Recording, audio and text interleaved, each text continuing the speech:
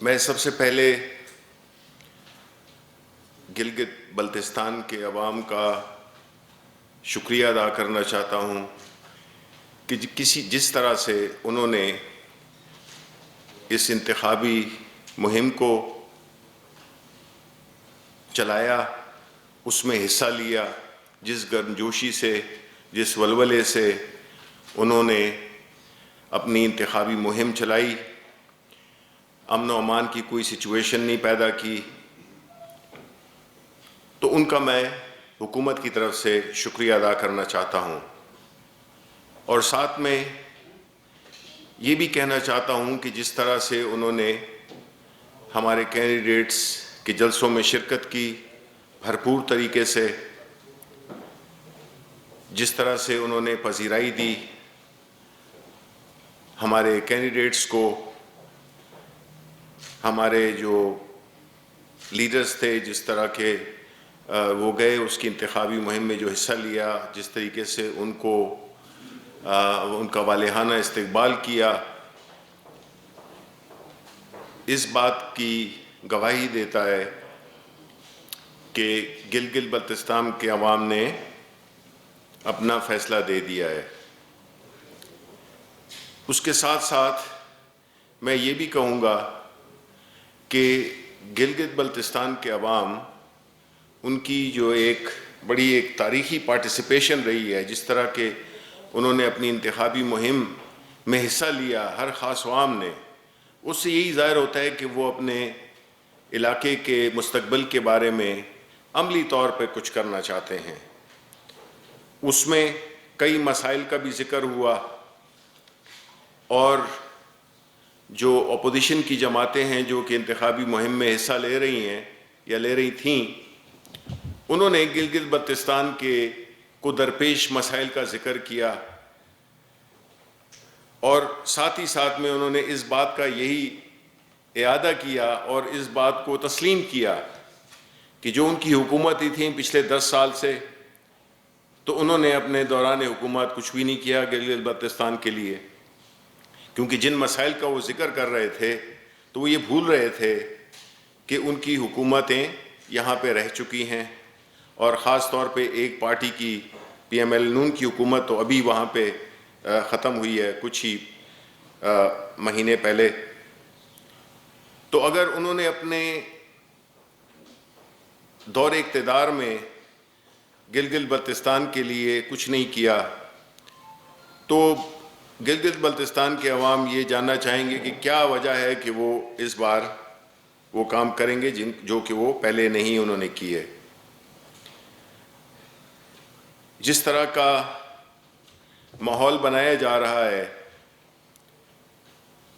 اس سے تو یہی ظاہر ہوتا ہے کہ اپوزیشن یہ مان چکی ہے، ان کی تقریروں سے، ان کی باتوں سے یہی لگتا ہے کہ وہ دھاندلی کا ڈھونگ رچا کر اپنی شکست کو کچھ ایک شکل سی دینا چاہتے ہیں، ایک مہذب سی شکل دینا چاہتے ہیں۔ لیکن گلگت بلتستان کے عوام نے جس طرح سے پرائم منسٹر عمران خان سے محبت کا جو اظہار کیا ہے، جس طریقے سے مختلف پولز بھی یہی بتاتے ہیں کہ پی ٹی آئی انشاءاللہ اپنے کینڈیڈیٹس اس کے الیکشن جیتیں گے، بھرپور انہوں نے محنت کی ہے، اور ہم نے یہ بھی آپ سے ریکویسٹ کرنی ہے میڈیا سے کہ اس ڈھونگ کو غلط ثابت کرنے کے لیے آپ سے ریکویسٹ ہے کہ وہاں پہ جائیں، بھرپور طریقے سے کوریج کریں، پولنگ سٹیشنز، ہر پولنگ سٹیشن جائیں، کوریج کریں۔ اور ہمارے تو ایک وزیر نے یہ بھی کہا ہے کہ اگر وہ چاہتے تو انہوں نے سجیسٹ کیا تھا کہ وہ کیمراز بھی لگا دیتے، کیونکہ پاکستان تحریک انصاف جو کہ ایک ایسی جماعت ہے جس نے کہ ہمیشہ ٹرانسپیرنٹ اور آزاد الیکشنز کی جدوجہد کی ہے، وہ جدوجہد جو کہ آپ کو یاد ہوئی ہے، جو کہ دھرنے پہ منتج ہوئی، اس میں ہمارا پوائنٹ ہی یہی تھا کہ الیکشنز ٹرانسپیرنٹ ہونے چاہیے، اور اسی سلسلے میں ہم نے قانون سازی کو بھی فورس کیا، مجبور کیا پی ایم ایل این حکومت کو کہ وہ الیکٹورل ریفارمز لائے، اور وہ کمیٹی بنی جس میں کہ میجورٹی انہی کی تھی، اور جو الیکٹورل ریفارمز ہوئے اسی کی بیانیات پہ 2018 کا الیکشن بھی ہوا۔ تو ہم نہیں چاہتے کہ یہ کسی نہ کسی بہانے، بیکاز ان کا جو رویہ ہے، ان کی جو طریقہ کار ہے،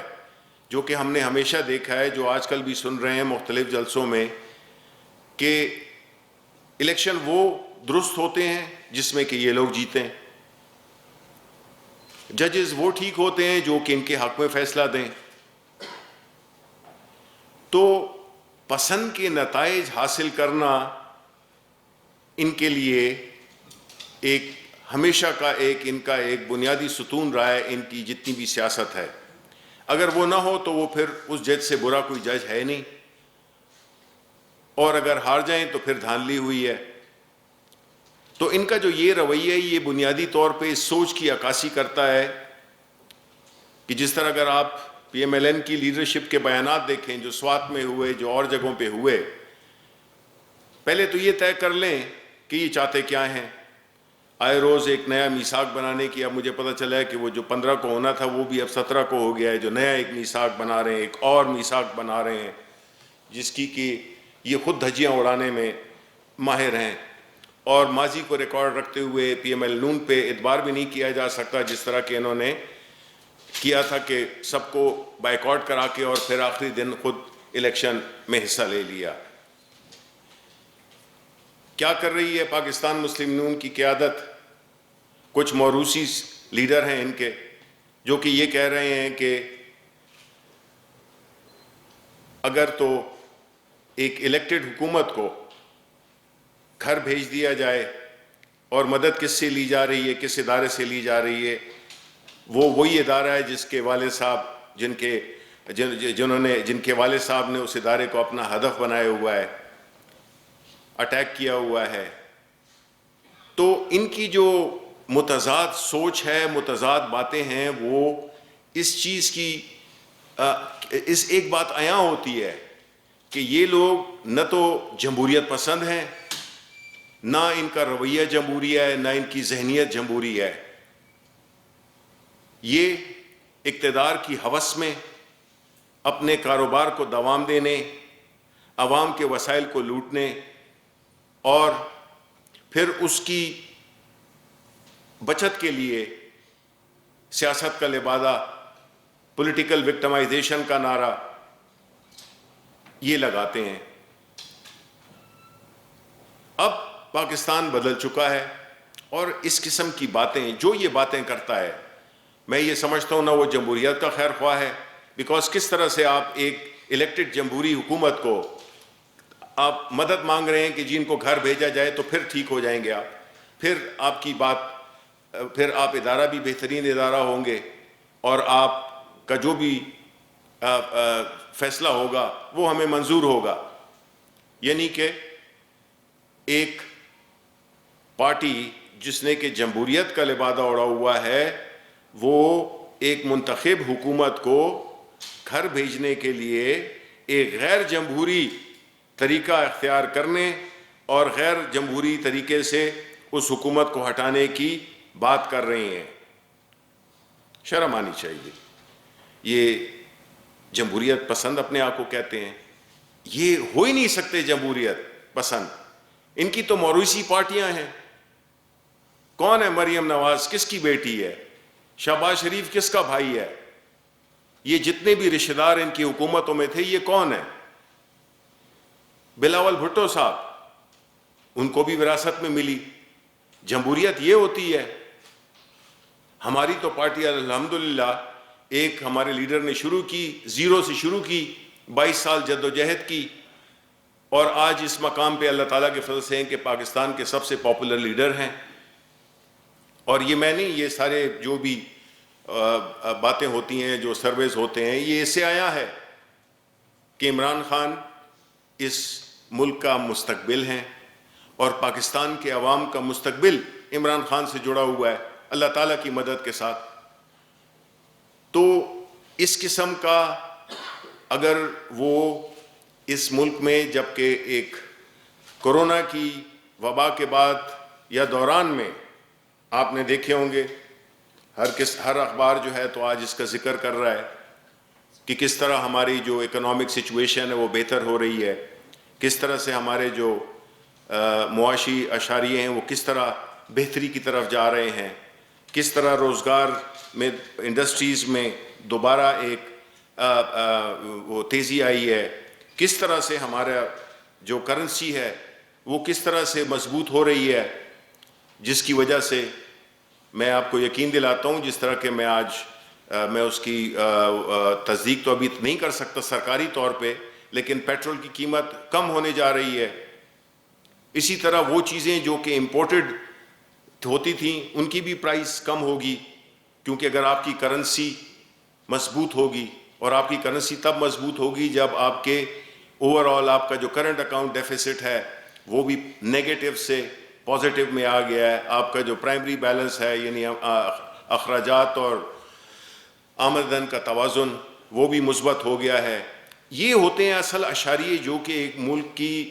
اکانومی کی صحت کے بارے میں بتاتے ہیں آپ کو. یہ جو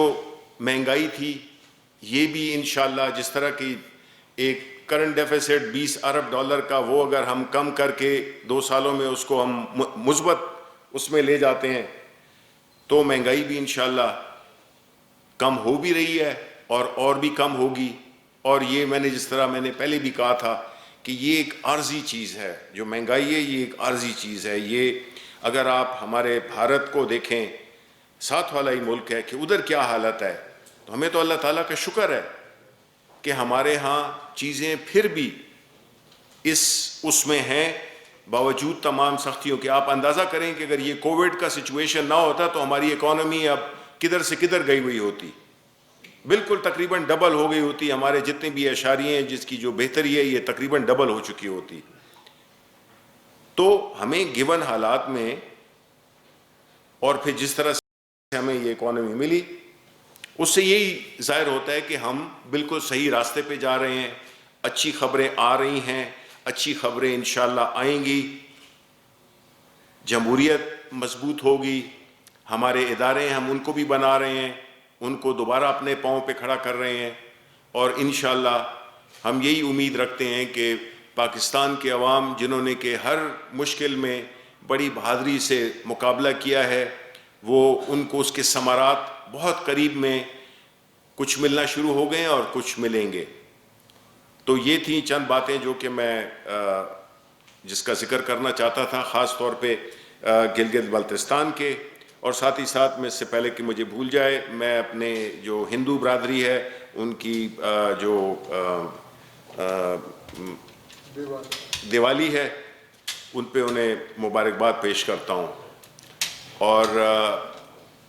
دوسری جو آخری بات جو کہ مجھے ضرور کہنی چاہیے کہ آپ نے دیکھا ہوگا کہ پریس کانفرنس ہوئی فارن آفس میں, اور جس میں کہ بھارت جس طرح سے اشتعال انگیزی کر رہا ہے